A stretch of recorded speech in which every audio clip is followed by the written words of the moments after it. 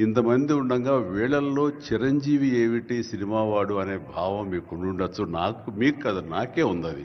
నేను ఎంతో ఇక్కడ ఫిట్ అవుతాను అనే నాకే అనిపించచ్చు. కానీ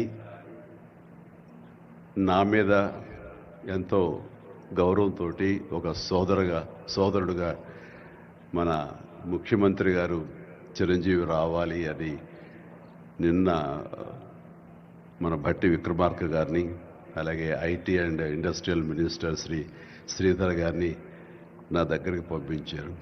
సరిగ్గా వాళ్ళు వచ్చే సమయానికి ఏ పొజిషన్లో నాకు తెలుసా అండి, ఎవరో అమ్మాయితో డ్యాన్స్ వేస్తూ ఉన్నాను. చాలా ఇబ్బంది అనిపించింది